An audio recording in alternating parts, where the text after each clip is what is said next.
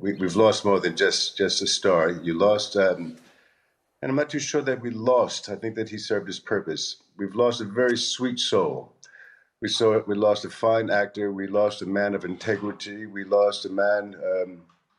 What we've gained, basically, is a man who I think put a lot of younger people of color on track.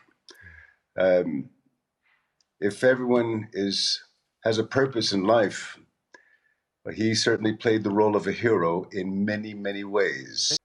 He had to be here for the time that he was here to do what he did, and he did it well. I think that somebody said he's resting in peace with the angels, and I said, no, he's probably flying with them right now and is very active as the ancestors are behind the scenes, you know.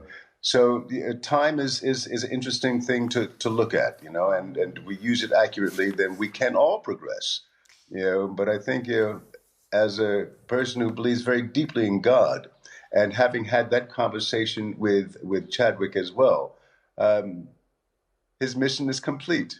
You know, we should celebrate that, you know, and take from it as much as we can. Like you say, you know, if he had been here in the 80s, you would have been a different man. You know, for most people of color, you know, we needed to have these heroes, you know, who are not pimps and who are not killers and who are not robbers and who are not drug addicts, so forth and so on.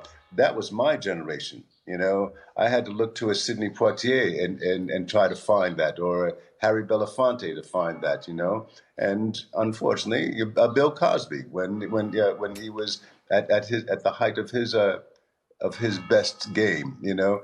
So for people of color, we need to have these heroes here because there's so much against us in this world. And there is a legacy now of incredible films. Actually, the film that you were in with him most recently, just talk to us about that. It was filmed in Vietnam. When was that? We've got a picture of, you know, a selfie of the two of you together. Yes, he was. It was. We were shooting in Thailand, actually. You know, and when I look back at that time, I have to say, with a little bit of regret, that I probably wasn't the most altruistic in that environment. But hindsight teaches us a lot of things. And what I'm addressing is basically, my wife asked what Chadwick was like, you know, and I was really excited to work with him, you know. I said, well, I think he's a little bit precious. And she said, why? I said, because he's surrounded by people who are fawning over him. You know, he's got a Chinese the practitioner who's massaging his back when he walks off set.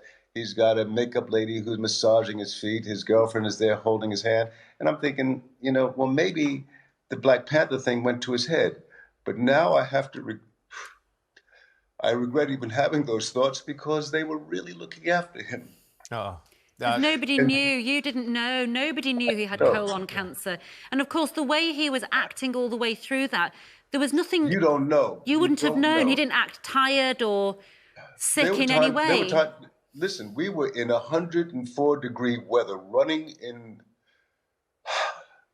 running with equipment up to 40 pounds on our backs, going through these scenes.